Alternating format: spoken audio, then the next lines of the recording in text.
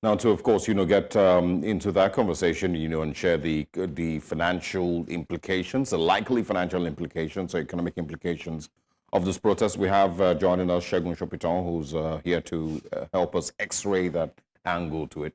Good morning, Mr. Shopitan. Thanks for joining us. Not very often, that anyone even mentions this part, but I saw that the whole of Lagos, from my experience, was shut down yesterday. Major supermarkets, were closed. Major, basically, business places were closed.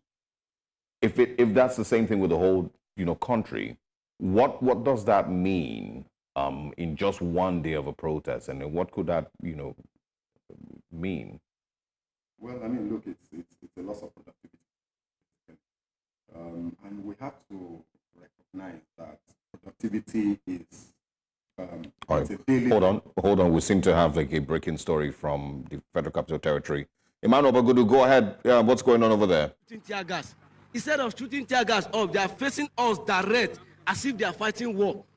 Is it a crime to fight for your right? After that, they finish all the tear gas. We run. All of us run away. When we get to Secretariat, they still come. Another set of mopo from police headquarters. They line up as if they are fighting war. Jogging outside. They even use barbed wire to barricade us. We did not cross the barbed wire. We are behind the barbed wire.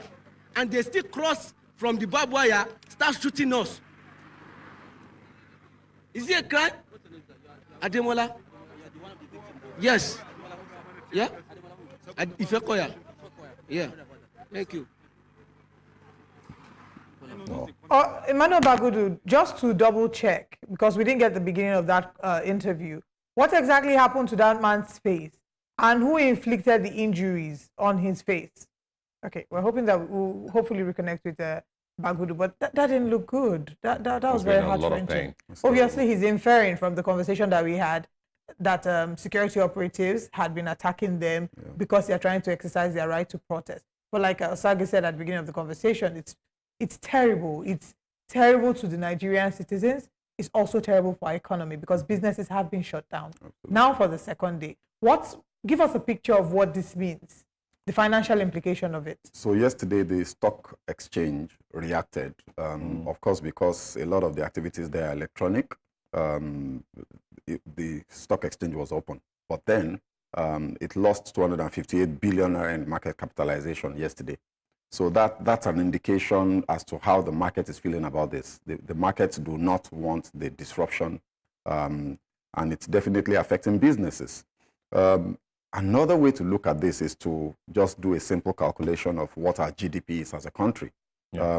Roughly, after the devaluation and all that, we are trending at around 350 billion US dollars as GDP for Nigeria. If you convert that to Naira, we're talking about 500 trillion Naira per annum GDP.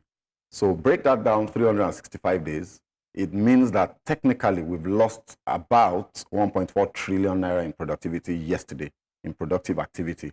And that cannot be good for the economy. The longer this goes on, the more you will see loss of, irretrievable loss of business activities, which obviously would have an impact on the lives of the people, on government revenues, so that there's really no winner, when you have these types of disruptions. So which for me, that means that government should understand that there are so many consequences. We've seen the loss of lives yesterday. We've seen the loss of property.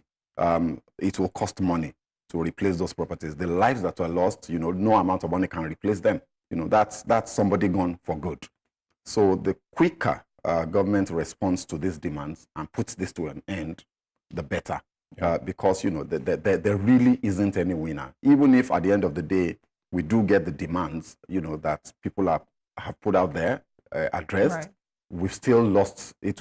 At what cost, Okay, we'll come back to still talk about the financial implications of this individually for businesses and as a nation. But let's head back to the nation's capital.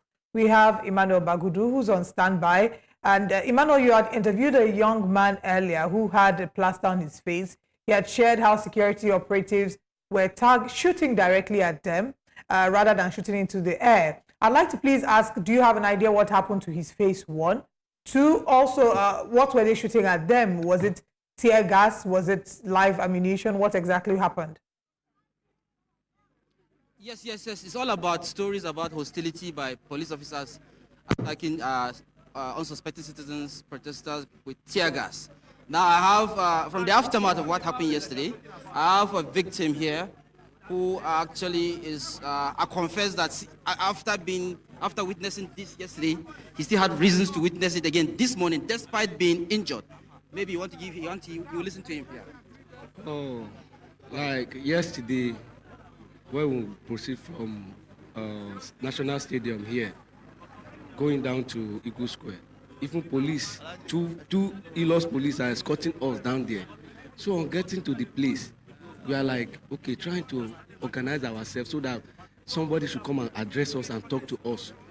The next thing, the police did not even say anything. They did not even talk to us. The next thing, they just start to shoot tear gas direct to us, as if we are animal or they are fighting war. All of us run away. We don't owe anything, no arm, nothing. Is that the reason why for them to be facing us direct to shoot tear gas on us because we are fighting for our right? I'm a citizen of this country. So after that, they chase us away. They use barbed wire to barricade between us and the secretariat. We are behind the barbed wire and they still come across the barbed wire again. Despite that, they have already crossed the place. And from there, they are still shooting us till they chase us to Finance Bridge. Before one of them now target me and shoot me the tear gas on my eye. Is it a crime? Maybe just look at the injury very well, just how it looks like. Oh my goodness. Yeah. That's not a good look.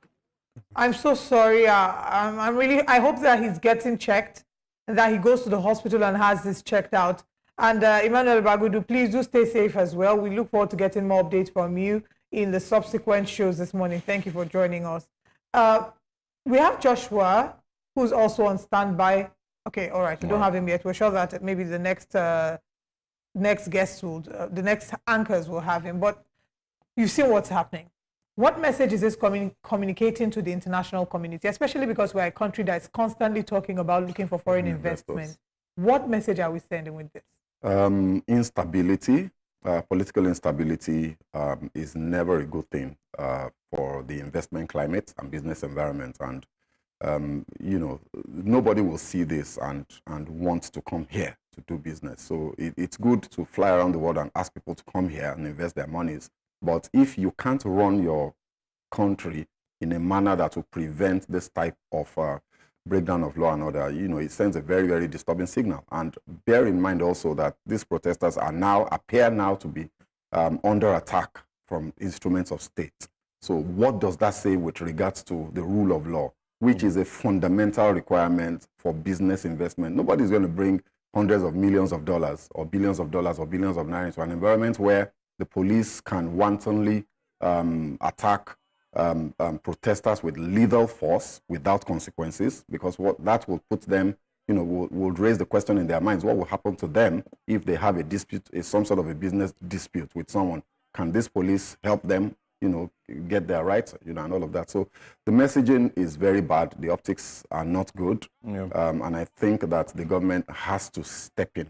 The silence is a bit disturbing. It's the second day, and there really hasn't been any official statement from, especially from the federal level. I have been questioning, the silence, all week, and this looks like it is actually it's intentional. Yeah. It might be the strategy that they have. Stay silent, ignore it. It will blow past. It will blow away. And if it doesn't blow away, then we'll have to figure out another strategy at that point. Joshua Marai, good morning. Can you confirm your location and what's going on over there?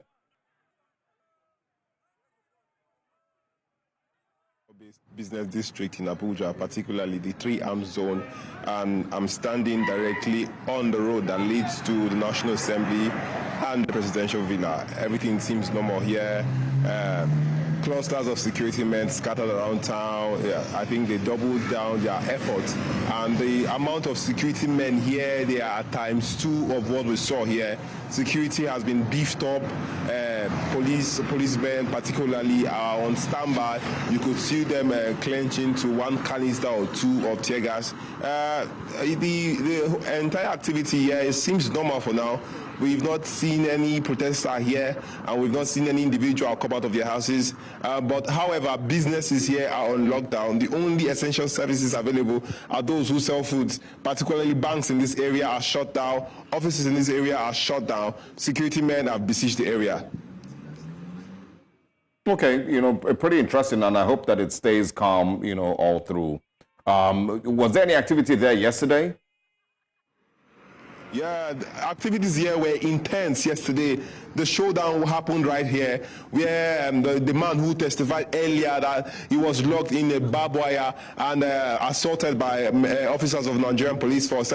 This place was a shutdown of activities. It was raining canisters on canisters of tear gas as well as smoke. And this were particularly before me here was where they created the temporary barbed wire they used to demarcate the protesters and the men of the anti-riot squad of the Nigerian police force. It was here where the men of the anti-riot squad of the police force had a showdown yesterday where they were tossing tear gas canisters to protesters, and the protesters were returning it. But it seems calm here now, and we are optimistic that it might be for the rest of the day. But however, events here will have the major say of how the activities here will be. All right, Joshua, thanks very much for stopping by. You will continue to monitor things over there, and if things develop, I'm sure you'll be eager to share with us. Thanks for your time. All right, let's go back to Mr. Shopitan, and just wrap up the conversation this morning. Today, is likely to be day 2. Government's reaction has been silent, and of course, the reaction from the police. If you had the ear of Mr. President, what would you advise that he immediately does to prevent this from going even further? I think, look, just an address, just address the country as vilified as President Muhammadu Buhari was, when NSAS happened. At some point, I think about the 3rd day, we heard from him. The Lagos State government spoke to the people, so talking to people helps assuage anger, helps, keep tensions at bay. Of course, it's important what you say to them as well, So the demands are there. What are the things that can immediately be done, out of all of those demands? And from his speech, do you think that can maybe impact investors and impact the stock market? Yeah, absolutely. If he comes out and speaks with empathy and shows that he is in control of what's happening in his country, then that will signal, the international community investors, even local investors, that, hey, maybe these things won't go completely out of control, and maybe this place is a safe place to bring our money, So that it's also important to say that people, especially for the organizers, of this protest, must continue to work very hard, not to give the security forces a reason to attack them by, as much as possible, trying to keep the protesters as peaceful and civil as possible. There will be attempts to infiltrate. There's no doubt about that. And this is something we all knew from the beginning. So what measures can the organizers put in place to abate that as much as possible? That's also important to put out there. So It's not only on the government side. I think protesters as well must understand that they have a responsibility to themselves not to destroy, the public property and the peace and all of that we have in the country. Maybe we'll hear from President on day 2 or maybe day 3, like Let's hope so. you had initially talked about with President Buhari. Thank you very much, Segun Shopitan, for joining us.